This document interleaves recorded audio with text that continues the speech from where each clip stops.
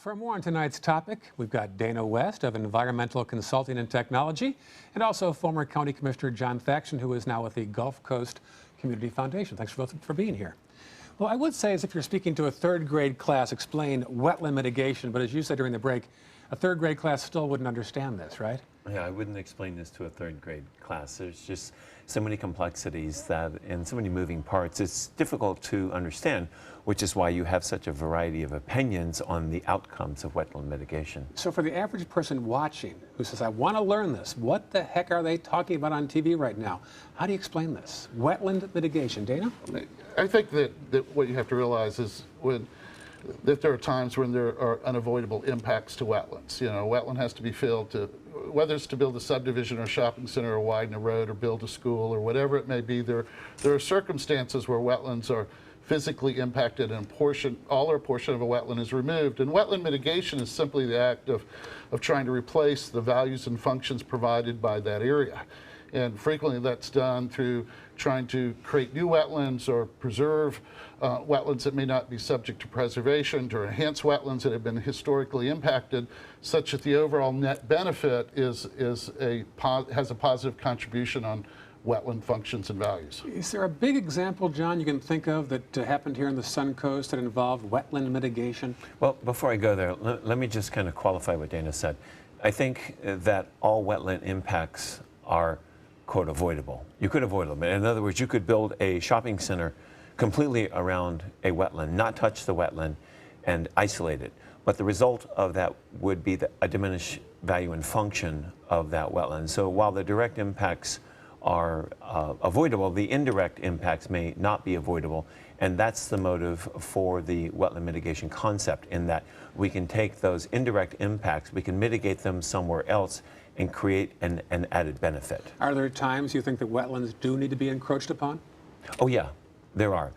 Assuming that the development is going to take place, and it's a big assumption that some people would argue, but once you reach that assumption, then you have to look for the next best scenario, which would be some sort of a mitigation scenario where you have a net gain.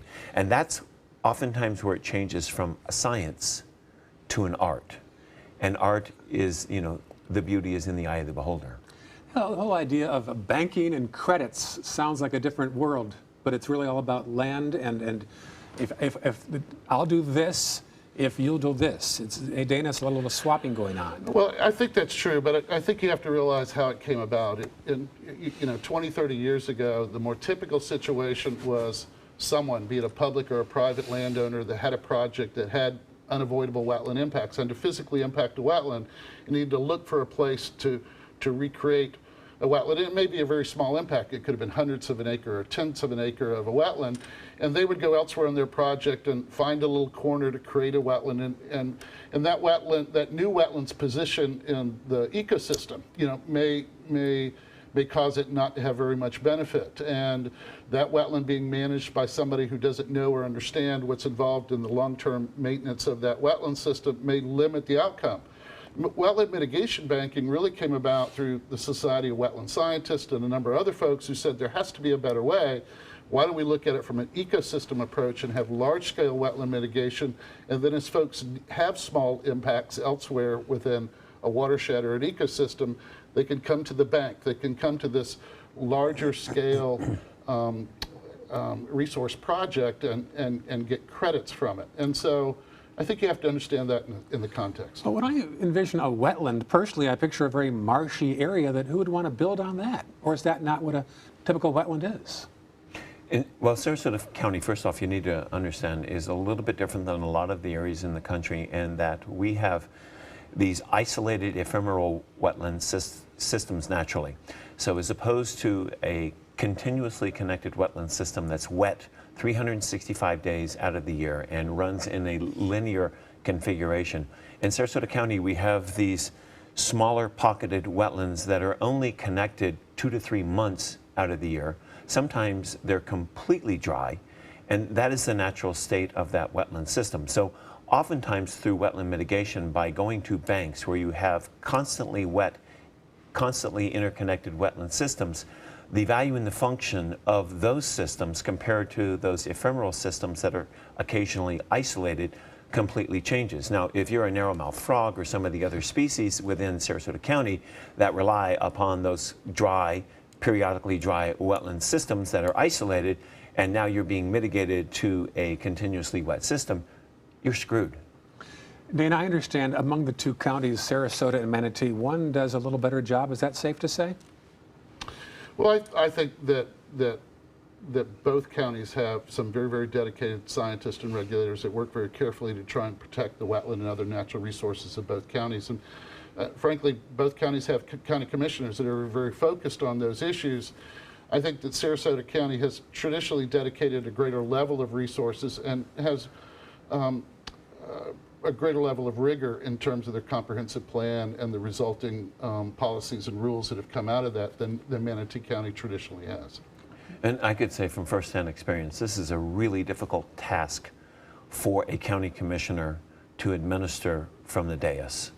There is a great deal of science, there is a great deal of art, there are discrepancies within the opinions that are voiced at the table, and to distill them, you know, at that moment when reviewing a development permit is the most difficult task. Yeah. Now, there was an issue, and there is an ongoing issue involving Whole Foods at University around the Lockwood Ridge area. Is that not an example of what we're talking about here, about wetland mitigation? Not.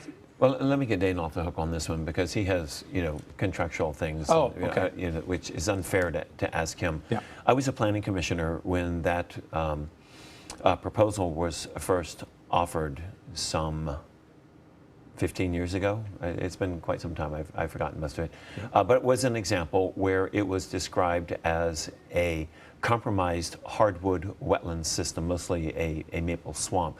Again, an isolated system, and because of its isolation, its characterization was that its value and function was diminished.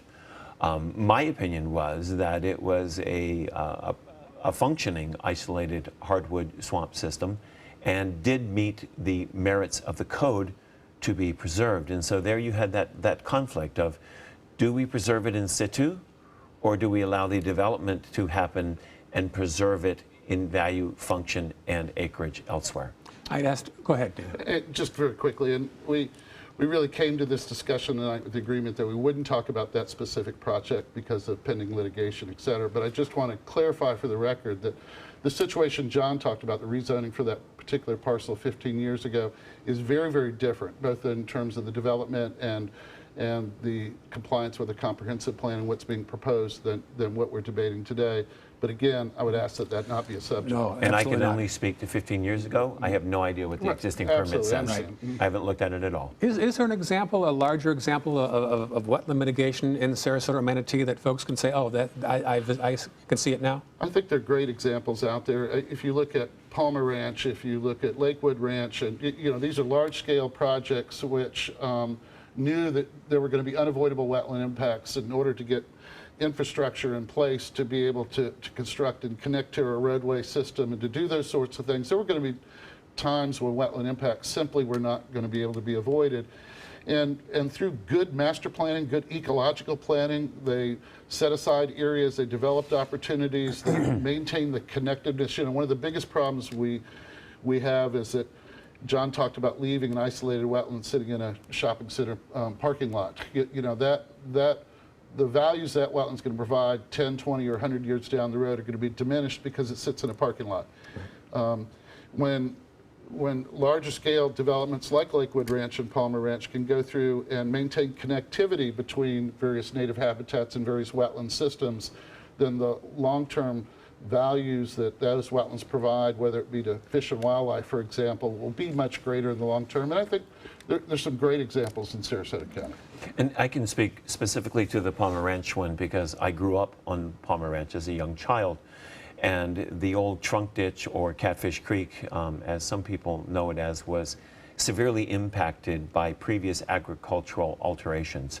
And what Palmer Ranch did, there was a stormwater engineer named Steve Swaw who reconstructed the system so that it would provide the value and function for both protection of the downwater estuarine, the uplands, and the freshwater systems within the ranch, and it provides excellent recreation and aesthetic opportunities for the residents within the ranch. Well said.